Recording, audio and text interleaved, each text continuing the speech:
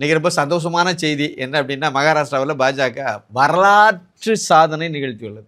இதுவரைக்கும் வரலாற்றில் இடம்பெறாத அளவுக்கு பாஜக அணி வந்து அதிகமான இடங்களில் வெற்றி பெற்றிருக்கு. இதுதான் முக்கியமான ஒரு செய்தி. அதே சமயத்தில் வந்து ஜார்க்கண்டில் வந்து ஜார்க்கண்ட் முக்தி மோர்ச்சா ஆட்சி, அதாவது ஜார்க்கண்ட் முக்தி மோர்ச்சா காங்கிரஸ் அந்த கூட்டணி வந்து ஆட்சியை தக்க வச்சுருக்காங்க. இந்த 2 விஷயம் தான் நம்ம இந்த சுருக்கமாக நம்ம ஒரு அப்டேட் மட்டும் கொடுத்துடலாம்னு நினைக்கிறேன். சரி, இந்த 2 செய்தியும் கொஞ்சம் சுருக்கமாக நம்ம பார்க்கலாம். மகாராஷ்டிராவுக்கு வாங்க. மகாராஷ்டிராவில் வந்து மொத்தம் இடம் வந்து 288.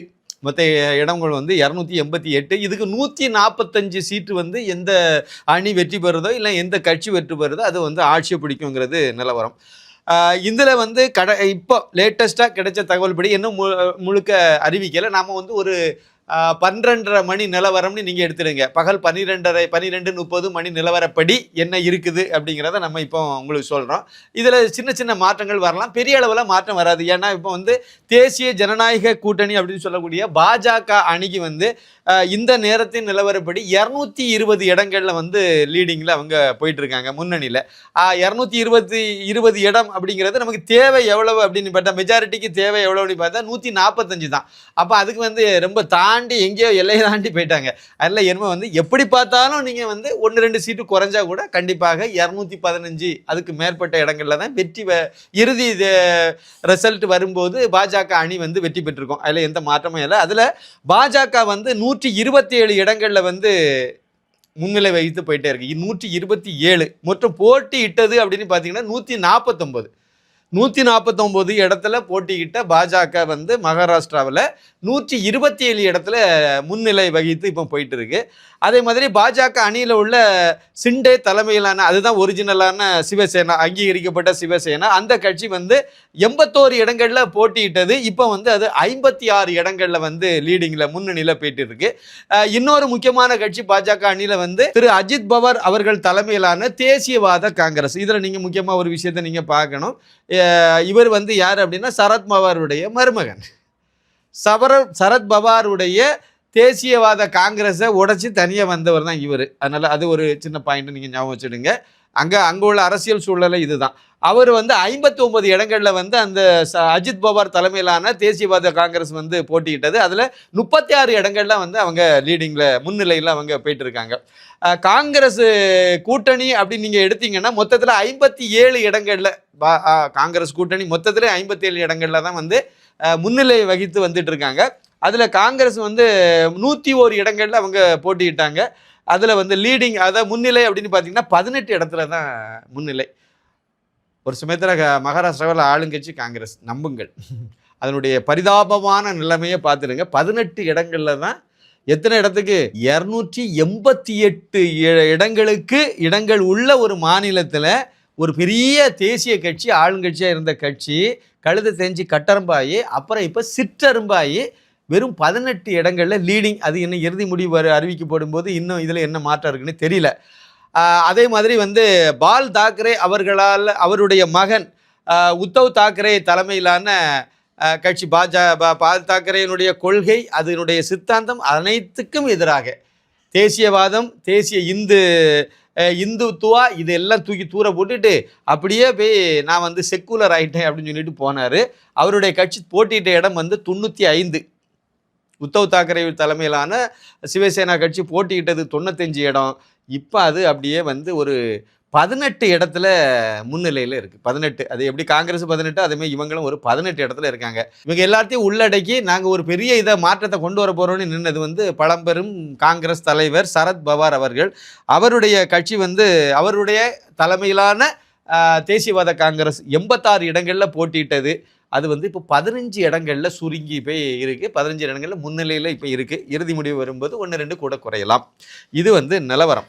இதில் வந்து 2-3 விஷயத்தை நம்ம பார்க்கணும். ஒன்று வந்து அஜித் பவார் தலைமையிலான, அதாவது சரத்பவார் அவர்களுடைய மருமகன் இருக்கார்ல, அவர் தான் வந்து தேசியவாத காங்கிரஸை வந்து அவருடைய தலைமையிலான தேசியவாத காங்கிரஸை மக்கள் ஏற்றுக்கொண்டார்கள். சரத்பவார் அவர்களை வந்து நிராகரித்து விட்டார்கள்ங்கிறத ஒரு பாயிண்ட் இந்த இடத்துல நம்ம வந்து புரிஞ்சுக்கலாம். அதே மாதிரி சிவசேனாவை பொறுத்த வரைக்கும் சிண்டே தலைமையிலான சிவசேனாவை தான் மக்கள் வந்து அங்கீகரிச்சிருக்காங்க.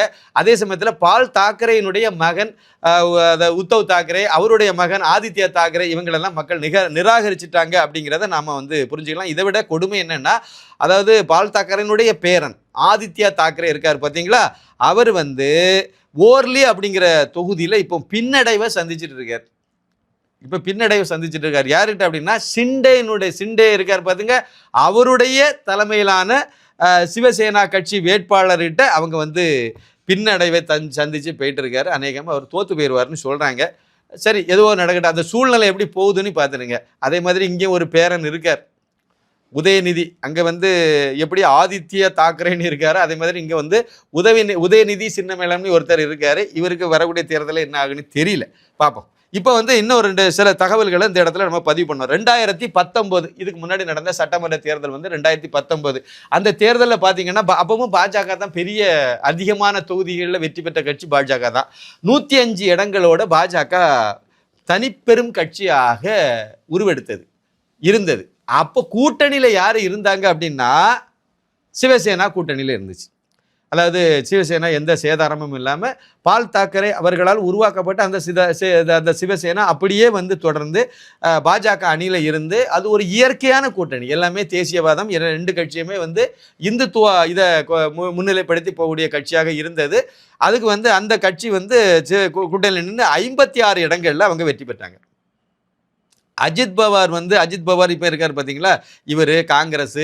அஜித் பவார்னா அதாவது சரத்பவார், அவங்களுடைய அந்த தேசியவாத காங்கிரஸ் 54 இடங்களில் அவங்க வெற்றி பெற்றிருந்தாங்க.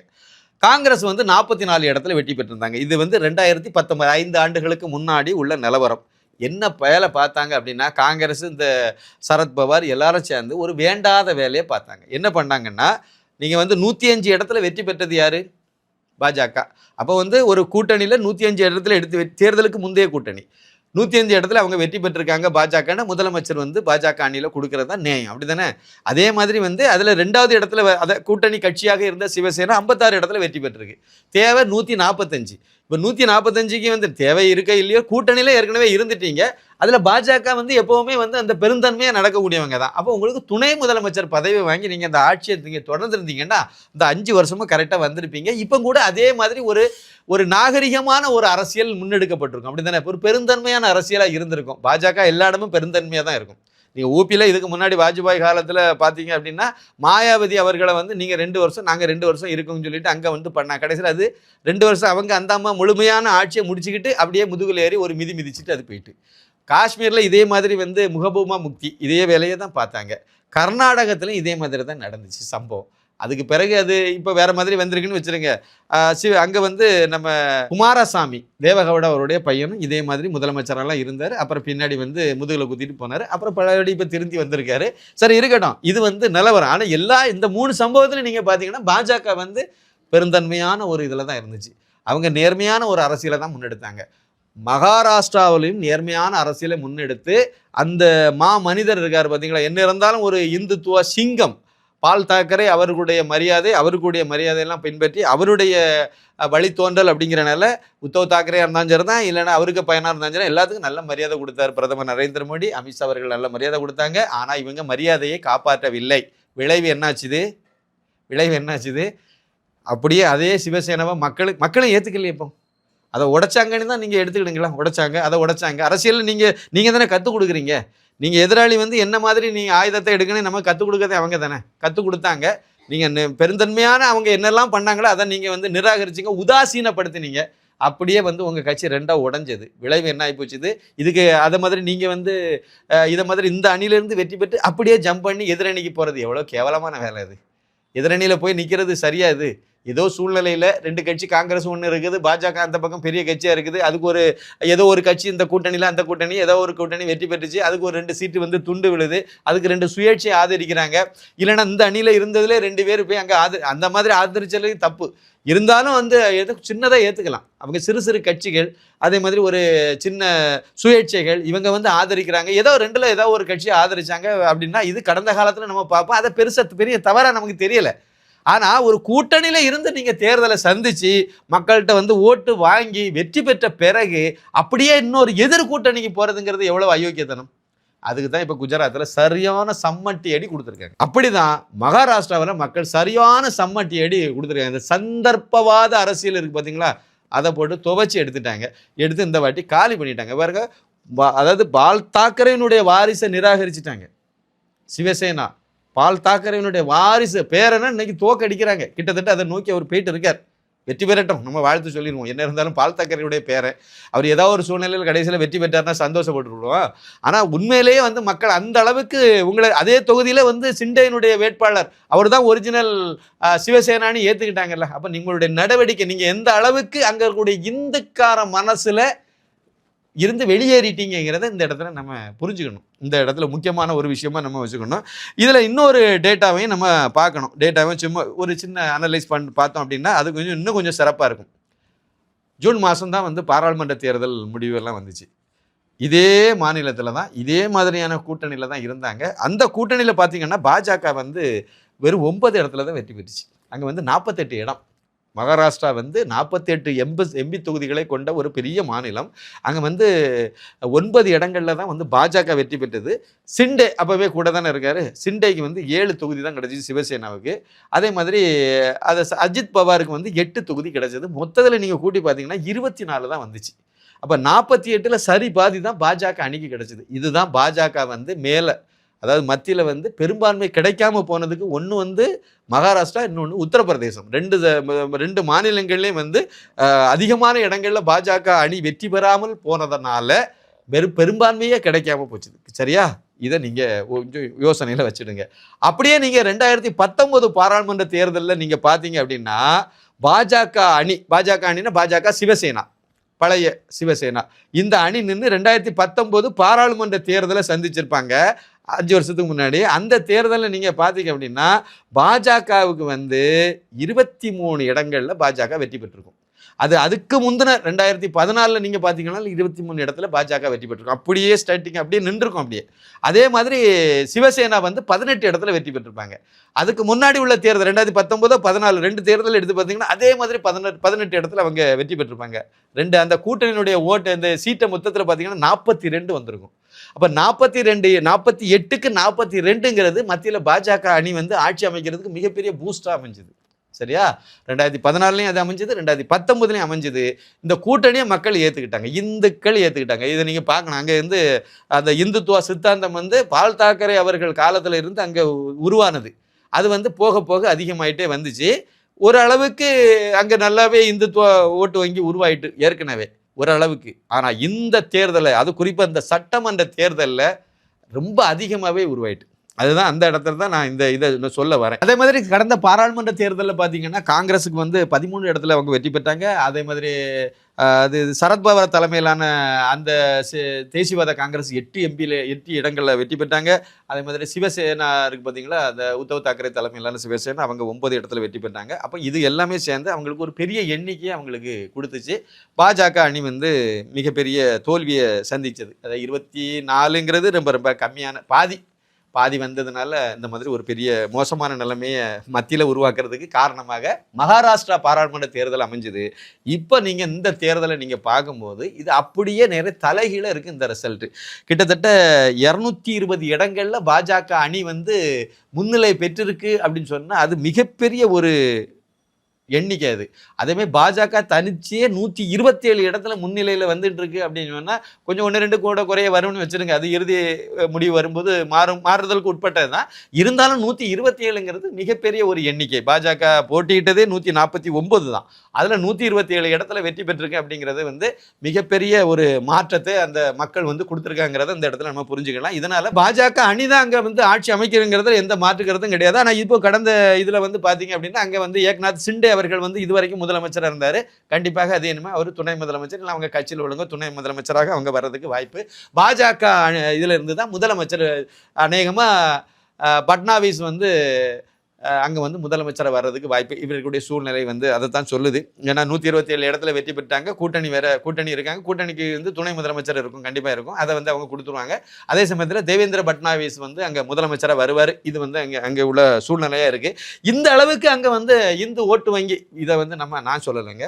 நான் இந்து ஓட்டு வங்கி வந்துட்டு அப்படிங்கிறத நான் சொல்லலை.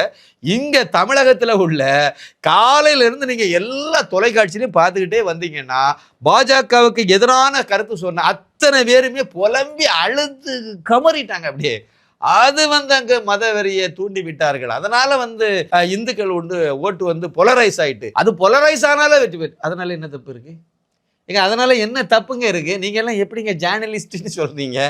இல்லைன்னா எப்படி நீங்க நேர்மையா அணுகுறீங்க? இல்லை கேட்குறேன், கிறிஸ்தவ ஓட்டு வங்கி உருவானா தப்பு கிடையாது, கிறிஸ்தவங்க எல்லாம் ஒன்று சேர்ந்து ஓட்டு போட்டால் தப்பு கிடையாது, முஸ்லீம்கள் எல்லாம் ஜமாத்தில் சொல்லியோ இல்லைன்னா மசூதியில் சொல்லியோ ஒட்டு மொத்தமாக ஓட்டு போட்டால் தப்பு கிடையாது. திமுக காங்கிரஸ் கூட்டணிக்கு கலந்த நம்ம தமிழகத்தில் நடந்த பாராளுமன்ற தேர்தலில் என்ன மாதிரி ஓட்டு போட்டாங்க, அதுக்கு முன்னாடி 2021 சட்டமன்ற தேர்தலில் என்ன மாதிரி ஓட்டு போட்டாங்க, கிறிஸ்தவங்களும் முஸ்லீம்களும் ஒட்டு மொத்தமாக ஓட்டு போட்டாங்க. இப்போ பொதுவெளியில் வெளிப்படையாகவே சொன்னாங்களே, நீங்கள் போட்ட பிச்சையில் தான் நாங்கள் எங்கள் ஆட்சி இருக்குன்னு இன்னைக்கு வரைக்கும் மு.க. ஸ்டாலின் சின்னமேளம் அவர்கள் சொல்லிட்டு இருக்காரு. பெருமைப்படுறாரு. அதில் நீங்கள் போட்ட பிச்சையில் நாங்கள் முதலமைச்சர் அப்படிங்கிறதுல பெருமைப்படுறாரு அவர். இதெல்லாம் வந்து ஓட்டு வங்கி உருவானதில் தப்பு கிடையாது. இந்த ஓட்டு வங்கி வந்தால் மட்டும்தான் தப்புன்னா இது எங்கேயோ மூளையில் கோளாறு இருக்குன்னு தான் அர்த்தம். காங்கிரஸுக்காரங்க சொல்கிறாங்க, திமுக காரங்க சொல்கிறாங்கன்னா அது வேற. பத்திரிகையாளர்கள் ஏன் இந்த மாதிரி புலம்பிட்டு நடக்கிறாங்க? காலையிலேருந்து நீங்கள் பாருங்கள், முன்னணி தேசிய அதாவது முன்னணி சேட்டலைட் சேனல்கள் எல்லாம் பாருங்கள் நடந்து புலம்பிட்டு இருந்தாங்க. இதை நான் கொஞ்சம் கவனிக்க வேண்டியது பார்த்தேன், என்னால் கவனிக்க முடிஞ்சது. அப்போ எனக்கு ஒரு பெரிய சந்தோஷமாக இருந்துச்சு, உண்மையிலே பெரிய சந்தோஷமாக இருந்துச்சு. ஏன்னா இந்த ஓட்டு வங்கி உருவாவதற்கு காரணம் யார் மகனே? நீங்கள் தானே, நீங்கள் தானே. எல்லாம் திமுக, கம்யூனிஸ்ட்டு, காங்கிரஸ், நீங்கள் தானே. இந்துக்களுக்கு நேர்மையான ஒரு ஆட்சியை நீங்கள் கொடுத்தீங்களா? தமிழகத்தில் இன்னைக்கு கொடுத்துட்டு இருக்காங்களா? இந்துக்களை வந்து துரோகியாக பார்த்தது நீங்கள் தானே பார்த்தீங்க. கிறிஸ்தவ முஸ்லீம் ஓட்டு வேணுங்கிறதுக்காக உங்கள் தந்தையார் அந்த கருணாநிதி சின்னமேளம் அவர்கள் என்ன வார்த்தையை பயன்படுத்தினார்? இந்துன்னா திருடன்னு சொல்லிவிட்டார்ல. அவ்வளவு வழிபாட்டு முறையும் நாசமாக கிழிவுபடுத்தி பேசினார்ல. இந்துக்களுடைய வழிபாட்டை இழிவுபடுத்தி பேசினார், கோவில்களை உடைப்பேன்னு சொன்னார்.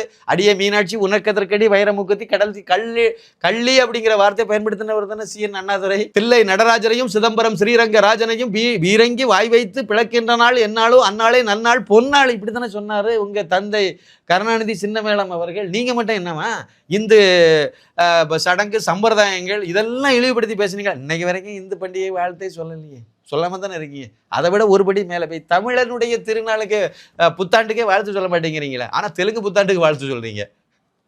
சரி இருக்கட்டு, இதெல்லாம் பண்ணுனீங்க. இந்து ஓட்டு வங்கி உருவாகாதுன்னு நினைச்சிட்டு இருந்தீங்க, இன்னைக்கு உருவாகுது. இனிமே என்ன செய்ய போறீங்க? இனிமே என்ன சார் பண்ண போறீங்க? இன்று மகாராஷ்டிரா, நாளை தமிழகம். அதுதான் இன்னைக்குடைய வரலாறு. அதை தான் நீங்கள் புரிஞ்சிக்க வேண்டியது இருக்கு.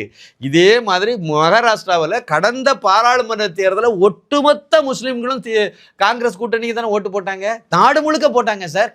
அங்கே மட்டும் கேரளாவிலே போட்டாங்க சார். கேரளாவில் காங்கிரஸ் கூட்டணிக்கு ஒட்டுமொத்தமாக போட்டாங்க. தமிழகத்தில் காங்கிரஸ் திமுக இந்த கிழவாணி கூட்டணிக்கு ஒட்டுமொத்தமாக ஓட்டு போட்டாங்க. கிறிஸ்தவ முஸ்லீம் வாக்குகள் அப்படியே போட்டாங்க. மகாராஷ்டிராவில் அப்படியே போட்டாங்க, ஒட்டுமொத்தமாக போட்டாங்க. பீகாரில் போட்டாங்க, மத்திய பிரதேசத்தில் போட்டாங்க, எல்லாம் நாடு முழுக்கவே போட்டாங்க. அதுலேயும் உச்சகட்டமாக வந்து உத்தரப்பிரதேசத்தில் வீடா நீங்கள் காங்கிரஸ் ஆட்சிக்கு தேர்தல் முடிஞ்சு அடுத்த இதிலே நீங்கள் காங்கிரஸ் காரியாலயத்துக்கு வாங்க, வருஷத்துக்கு உங்களுக்கு 1 லட்சம் ரூபா தருவோம், அதில் 8000 ரூபா மாதம் பிரிஞ்சு மாதம் 8000 ரூபா கணக்கில் வந்துடும் ஒரு பத்திரத்தை கையில் கொடுத்து விட்டாங்களே. எல்லா இடமும் கொடுத்தாங்க, டெல்லியில் கொடுத்தாங்களே, படித்த மக்கள்கிட்டலாம் கொடுத்தாங்களே, குறிப்பாக முஸ்லீம்கிட்ட போய் கொடுத்து இது உங்களுக்கான ஆட்சின்னு சொன்னாங்க. குஜராத் மட்டும் இல்லை, உத்தரப்பிரதேசத்தில் குறிப்பாக ராமர் பிறந்த ராமருக்கு ஆலயம் எழுப்பப்பட்ட அயோத்தியை உள்ளடக்கிய பைசாபாத்திலேயே வந்து பாஜக வந்து தோல்வியை தழுவியது. எதனால? ஒட்டுமொத்த முஸ்லீம்களும் ஒன்று சேர்ந்து ஓட்டு போட்டாங்க. சரிதானே? ஓட்டு போட வச்சிங்கல்ல, கிறிஸ்தவங்க ஓட்டெல்லாம் ஒன்று சேர்ந்து போட வச்சிங்கல்ல. அப்படியே நேரம் இப்போ அந்த வினை அப்படியே திருப்பி உள்டாவாக வருது. மகாராஷ்டிராவில் நீங்கள் இப்பவும் கூட எலெக்ஷனில் என்ன செய்தீங்க? உலமாக்கல் சங்கம், உலமாக்கல் கவுன்சில் ஆஃப் மகாராஷ்டிரா என்ன முடிவு பண்ணாங்க? 14 தீர்மானம் போட்டு உங்களுக்கு அனுப்புனாங்க. 14 கட்டளைகள். 1929 முகமது அலி ஜின்னாங்கிற அந்த பரதேசி இந்த மாதிரி தான் வேலையை பார்த்து அப்படி முஸ்லீமை தனியாக பிளந்து விட்டுச்சு, நாட்டையும் பிளந்துட்டு போயிட்டு இருந்தாள். அதே வேலையை தானே நீங்கள் அதே மாதிரியான ஒரு தீர்மானத்தை போட்டிங்களா இல்லையா? அன்னைக்கு முகமது அலி ஜின்னா என்னெல்லாம் போட்டானோ அதை அவ்வளோத்தையும் இன்னைக்கு கண்டிஷனாக போட்டு நீங்கள் வந்து இந்த காங்கிரஸ் களவாணி கூட்டணி வந்து ஆட்சி உங்களுக்கு நாங்கள் ஆதரிக்கிறோம், நீங்கள் எங்களுக்கு இதை பண்ணணும்னு சொன்னீங்களா இல்லையா? அந்த உலமாக்களுடைய அதனுடைய ஏற்பாட்டில் என்ஜிஓக்கள் சொல்லி அதன் மூலமாக முஸ்லீம்கள் வந்து இதுவரைக்கும் ஓட்டு பதிவு போடாதவங்களாம் நீங்கள் போடணும்னு சொல்லி அவங்களுக்கு விழிப்புணர்வு ஓட்டு பதிவு பண்ணாத, அதாவது வாக்காளர் அடையாள அட்டை இல்லாதவங்கள்லாம் பதிவு பண்ண வச்சு 40 வயசு 45 வயசு வரைக்கும் ஓட்டு போடாத முஸ்லீம்கள் எல்லாம் வந்து ஓட்டர்ஸ் லிஸ்ட்ல கொண்டு வந்து அவங்களெல்லாம் ஓட்டு போட வச்சு இது அவ்வளோ வேலையும் பார்த்தீங்களா? அது அவ்வளோ காங்கிரஸுக்கு களவாணி கூட்டணி ஓட்டு போடணும்னு சொல்லிங்களா? இதெல்லாம் நல்லா செய்தீங்களா? அப்படியே இந்துக்காரனும் அதை பார்த்துக்கிட்டே இருந்தான். நீங்கள் இதெல்லாம் பண்ணும்போது நாங்களும் ஒன்று சேர்ந்து ஓட்டு போட்டால் தப்பு கிடையாதுல்ல. இப்போ நீங்கள் வந்து எங்களுக்கு எதிராகவே எல்லாம் பண்ணிட்டு இருப்பீங்க, எல்லா இடத்துலையும் செய்வீங்க, ஆனால் நாங்கள் மட்டும் பார்த்துட்டு இருக்கணுமா? க்ளீனாக போட்டாங்க, ஒன்று சேர்ந்து ஓட்டு போட்டாங்க. பாஜக அணி மிகப்பெரிய அளவில் வெற்றி பெற்றுச்சு. குறிப்பாக அங்கே முஸ்லீம்கள் அதிகமாக உள்ள தொகுதியாக கண்டறியப்பட்ட 30க்கும் மேற்பட்ட தொகுதி, 30 தொகுதி நீங்கள் எடுத்துக்கணும் நம்பரை, 30ல் 15க்கும் மேற்பட்ட தொகுதியில் பாஜக அணி தான் வெற்றி பெற்றிருக்கு. 15க்கு மேலே, அது என்ன இறுதி முடிவு வரும்போது தான் என்ன தெரியும். பாபா முஸ்லிம்கள் பெரும்பான்மையாக, அதாவது எண்ணிக்கையில் பல்கு அதிகமான எண்ணிக்கையில் இருக்கக்கூடிய தொகுதிகள் எல்லாம் பாஜக அணி வெற்றி பெறுதுன்னா எப்படி வெற்றி பெறுது? யோசிங்க. இந்துக்கள் அப்போ ஒட்டு சேர்ந்து ஓட்டு போட ஆரம்பிச்சிட்டாங்கன்னு அர்த்தம். அதாவது முஸ்லிம்கள் பெரும்பான்மையான முஸ்லிம்கள் வந்து வெற்றி தோல்வியை நிர்ணயிக்க அளவுக்கு கணிசமான எண்ணிக்கையில் இருக்கக்கூடியன்னு நீங்கள் எடுத்துடுங்க, தொகுதிகளை எடுத்துடுங்க. முஸ்லீம்கள் வந்து பெரும்பான்மைங்கிறது 50% மேலே இல்லை, அவங்க அதிகமான எண்ணிக்கையில் இருக்கக்கூடிய தொகுதிகளில் 30 தொகுதிகளில் 15க்கு மேற்பட்ட தொகுதிகளில் பாஜக அணி வெற்றி பெற்றிருக்குன்னா என்ன காரணம்? முஸ்லீம்கள் எல்லாம் அந்த பக்கம் திமுக காங்கிரஸ் கூட்டணிக்கு ஓட்டு போட்டாங்க, இந்துக்கள் எல்லாம் இந்த பக்கம் பாஜக அணிக்கு ஓட்டு போட்டாங்க. இந்துக்கள் வந்து ஓட்டு வந்து அதிகமான ஓட்டு இருந்ததுனால, இந்துக்கள் வந்து ஒருமிச்சு ஓட்டு போட்டதுனால, இந்துக்கள் ஓட்டு உங்களுக்கு கிடைக்காதனால தோத்து போயிட்டீங்க. இப்போ வந்து புலம்புறாங்க, அழுறாங்க. அதனுடைய வெளிப்பாடு தான் இங்கே தமிழகத்தில் வரைக்கும் இருந்து ஒப்பாரி வைக்கிறாங்க. கூடுதலாக ஒரு சின்ன செய்தி இந்த இடத்துல நம்ம சொல்லணும். அதே மகாராஷ்டிராவில் வந்து தமிழகத்தில் இருந்து ஒரு கட்சி போய் போட்டிட்டாங்க. விடுதலை சிறுத்தைகள், திருமாவளவன் அவர்கள் தலைமையிலான விடுதலை சிறுத்தைகள் கட்சி வந்து அங்கே போய் போட்டிட்டாங்க. 4 தொகுதியில் தான் இவங்களால நிற்க முடிஞ்சது. 4 தொகுதியில் 3 தொகுதியில் வந்து பானை சின்னமே இவங்களுக்கு கிடைச்சிது. ஒரு தொகுதியில் குக்கர் சின்னத்தில் போட்டிட்டாங்க. அந்த ஓட்டுகள் இன்னும் எண்ணப்படவில்லை. எத்தனை நாள் கழிச்சு எண்ணுவாங்கன்னு எனக்கு தெரியல. அது ஏதாவது எண்ணி அதை சொன்னாங்க அப்படின்னா நான் உங்களுக்கு பின்னாடி சொல்கிறேன். ஆமாம், தேசிய கட்சி ஆயிடுச்சு.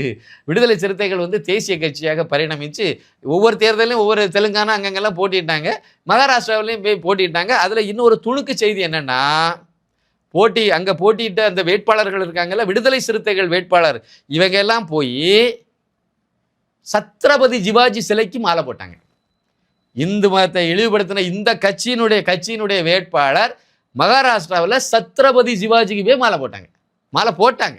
இவங்களுடைய டெம்ப்ளேட் என்னென்னலாம் இந்த நோட்டீஸ் அடித்தாங்களோ எல்லா நோட்டீஸ்லையும் சத்ரபதி சிவாஜியுடைய போட்டோவும் வச்சாங்க. வச்சு போய் அங்கே போய் ஓட்டு கேட்டாங்க. கேட்டால் மட்டும் போட்டுருவாங்களா, அது வேற கதை. ஆனால் வச்சு எலெக்ஷனில் இதெல்லாம் நடந்துச்சு. இது உங்களுக்கு தெரியாத தகவலாக இருக்கும், பலருக்கும். அதனால் நான் அந்த தகவலை நான் உங்களுக்கு சொன்னேன்.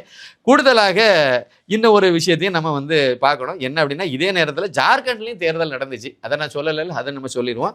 81 இடங்கள் உள்ள ஒரு மலை பகுதியான ஒரு மாநிலம் தான், சின்ன மாநிலம். 81 எம்எல்ஏனாலே அது சின்ன மாநிலம் தானே. 41 எம்எல்ஏக்கள் 41 இடங்களில் அதிகமாக வெற்றி பெற்றுட்டாங்க அப்படின்னா அந்த கட்சி ஆட்சி அமைக்கும். அங்கே வந்து என்ன அப்படின்னா, மொத்தத்தில் வந்து இப்போ ஜார்க்கண்ட் முக்தி மோர்ச்சா அதுதான் வந்து ஏற்கனவே அவர் தான் வந்து ஆட்சியில், அந்த கட்சி தான் ஆட்சியில் இருக்குது. அதனுடைய கூட்டணி வந்து காங்கிரஸ். இவங்க வந்து இப்போ அங்கே வந்து லீடிங்கில் இருக்காங்க. அவங்க தான் ஆட்சி அமைக்க போகிறாங்க, கண்டினியூ பண்ணுறாங்க. அந்த ஆட்சி அப்படி தொடர்றாங்கன்னு நீங்கள் வச்சுடுங்க. ஜார்க்கண்ட் முக்தி மோர்ச்சா வந்து போட்டியிட்டது 43 இடங்களில் போட்டியிட்டது. இப்போ வந்து முன்னிலையில் இருக்கக்கூடியது 30 இடங்களில் அவங்க முன்னிலையில் இருக்காங்க. காங்கிரஸ் வந்து 30 இடங்களில் போட்டியிட்டது, 14 இடங்களில் அவங்க வந்து முன்னிலையில் இருக்காங்க. அவங்க கூட்டணியை சார்ந்த ஆர்ஜேடி, ராஷ்ட்ரிய ஜனதா தளம், லல்லு பிரசாத் கட்சி, அவங்க வந்து 6 இடத்துல போட்டிட்டாங்க, 4 இடத்துல முன்னிலையில் இருக்காங்க. மொத்தத்தில் அவங்க 50, ஒன்று குறைவு கூடுதல் அப்படி இருக்குது. கிட்டத்தட்ட அந்த 50 எண்ணிக்கையில் இந்த அணி வந்து முன்னிலையில் இருக்குது. கண்டிப்பாக வெற்றி பெறும்போதும் 50 அளவுக்கு வந்துடும். மெஜாரிட்டி 41 வந்தாலே வெற்றி தான். அதனால் 50ங்கிறது அவங்க வெற்றியை தக்க வச்சுட்டாங்க. மாநிலத்தில் காங்கிரஸ் கூட்டணி, காங்கிரஸுக்கு என்ன இருந்தாலும் அவங்களும் கூட்டணி தானே, ஆனால் காங்கிரஸ் கூட்டணி அணி வந்து அங்கே வந்து வெற்றி பெற்றது அப்படிங்கிற மாதிரி நம்ம எடுத்துக்கலாம். பாஜக வந்து 68 இடத்துல போட்டியிட்டது, 27 இடத்துல அவங்க அந்த முன்னணி கூட்டணி கட்சிகள் வந்து 13 இடத்துல போட்டியிட்டது. அதில் வந்து ஒரு 3-4 இடத்துல அவங்க வந்து முன்னிலை வந்துட்டு இருக்காங்க. எவ்வளோ இடம் இறுதி முடிவு வரும்போது மிச்சம் தெரியும். இதில் ஒரு சின்ன பாயிண்ட்டை நம்ம பார்க்கணும். கடந்த 2019 சட்டமன்ற தேர்தலில் ஜார்க்கண்ட் முக்தி மோர்ச்சா அந்த கட்சி வந்து 19 இடத்துல, அதாவது 30 இடங்களில் வந்து அவங்க வெற்றி பெற்றிருந்தாங்க. 2019 சட்டமன்ற தேர்தலில் ஜார்க்கண்ட் முக்தி மோர்ச்சா வந்து 30 இடங்களில் வெற்றி பெற்றிருந்தாங்க. இப்போ அதே 30 இடத்துல தான் இப்போ லீடிங்கில் போயிட்டு இருக்காங்க. அதே மாதிரி காங்கிரஸ் வந்து அந்த இதில் 16 இடத்துல வந்து வெற்றி பெற்றிருந்தாங்க. அந்த 16 இடத்துல வெற்றி பெற்ற காங்கிரஸ் வந்து இந்த தேர்தலில் 14 இடத்துல 2 இடத்துல டவுன் ஆயிருக்கு. லீடிங்கில் அவங்க போயிட்டு இருக்காங்க. பாஜகவை பொறுத்த மட்டும் அந்த நேரத்தில் வந்து அவங்க 25 இடத்துல வெற்றி பெற்றிருந்தாங்க. 25 இடத்துல வெற்றி பெற்றிருந்தாங்க. இப்போ வந்து 27, 2 இடம் வந்து கூடுதலாக அதிகமாக இருக்குது. ஓட்டு சதவீதமும் இது அடிப்படையில் அது கண்டிப்பாக கூடும். 27 இடத்துல இப்போ வந்து 2 இடத்துல இப்போ அதிகமாக இருக்குங்கிறத நம்ம இந்த இடத்துல புரிஞ்சுக்கலாம். இது வந்து அங்கே உள்ள ஒரு கூடுதல் தகவல். இன்னும் ஒரு முக்கியமான தகவல் என்ன அப்படின்னா, இடைத்தேர்தல் பல்வேறு மாநிலங்களில் உள்ள இடைத்தேர்தல் நடந்துச்சு. அதில் கேரளாவில் 2 சட்டமன்ற தொகுதிக்கு இடைத்தேர்தல் நடந்துச்சு. அதில் ஒரு தொகுதியில் வந்து பாஜக வந்து முன்னிலை அப்படி சொன்னாங்க. அப்புறம் அது என்ன ஆச்சுன்னு தெரியல. அது என்ன பாஜக வெற்றி பெறுமாங்கிறது எனக்கு தெரியல. 2 சட்டமன்ற தேர்தல் அங்கே பொறுத்த வரைக்கும். வயநாடு பாராளுமன்ற தொகுதி அதில் வந்து பிரியங்கா, அது உலகத்துக்கே தெரியும் அந்த மாதிரி தான் வெற்றி பெற போகுதுன்னு தெரியும். ஏன்னா அங்கே தான் முஸ்லீம் தானே.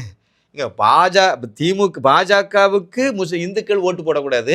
ஆனால் வயநாட்டில் காங்கிரஸுக்கு முஸ்லீம்கள் அவ்வளோ ஒன்று சேர்ந்து ஓட்டு போடலாம். அங்கே தான் ஆகச்சிறந்த உலகத்திலே மிகப்பெரிய பயங்கரவாத குழுக்களுக்கான துணை போகக்கூடியது இல்லை குழுவே அங்கே தான் இருக்குது. முஸ்லீம் பயங்கரவாத குழு சர்வதேச அளவில் எவ்வளவு அழிச்சாட்டியம் பண்ணிட்டு நடக்காங்களோ அவங்க அவ்வளவு லிங்கம் வந்து வயநாட்டில் தான் இருக்குது. மிகப்பெரிய ஒரு பயங்கரவாத முஸ்லீம் பயங்கரவாதனுடைய ஒரு கூடாரமாக அந்த தொகுதி இருக்கு. அந்த மக்களை நம்பி இவர் போய் நின்று வெற்றி பெற்று இப்போ அந்த இடத்த வந்து தங்கச்சிக்கு விட்டு கொடுத்து தங்கச்சி எம்பி ஆக்கிறார். எந்த இடத்துல முஸ்லீம் மத வெறி கும்பல்கள் அதிகமாக உள்ள தொகுதி எதுன்னு இந்தியாவிலேயே தேர்வு பண்ணி காஷ்மீர்லேருந்து கன்னியாகுமரி வரைக்கும் சலிச்சு பார்த்ததுல கிறிஸ்தவங்க அதிகமாக இருக்கக்கூடிய கன்னியாகுமரி தொகுதி கூட எங்களுக்கு வேண்டாம்.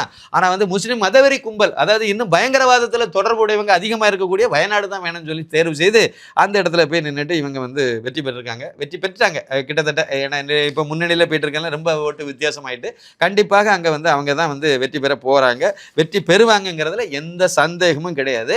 இதில் நாம் தெரிஞ்சுக்க வேண்டிய விஷயம் என்னென்னா, மகாராஷ்டிராவில் இந்துக்கு ஓட்டு வங்கி உருவாகி இந்துக்களுடைய எழுச்சி ஏற்பட்டிருக்கு. இந்துக்கள் ஒட்டுமொத்தமாக சேர்ந்து திமுக அந்த காங்கிரஸ் கூட்டணியே சாட்சி விட்டாங்க, பாஜக அணியை வெற்றி பெற வச்சுட்டாங்க அப்படிங்கிறது. அதே சூழ்நிலை ஜார்க்கண்ட் மாநிலத்தில் இல்லை.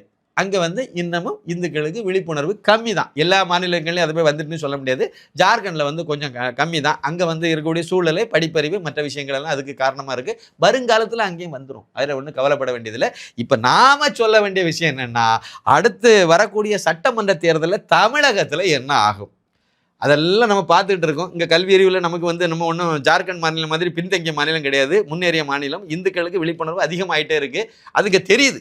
அது கடந்த பாராளுமன்ற தேர்தலில் இந்து ஓட்டு வங்கினால தான் பாஜக வந்து 11.5% ஓட்டு வாங்கிச்சு, பாஜக அணி வந்து 18% ஓட்டு வாங்கிச்சுங்கிறது. எல்லா இதுவுமே வந்து இந்து ஓட்டு வங்கியை வச்சு தான் அது வந்துச்சு. அது இப்போ அதிகமாகுது.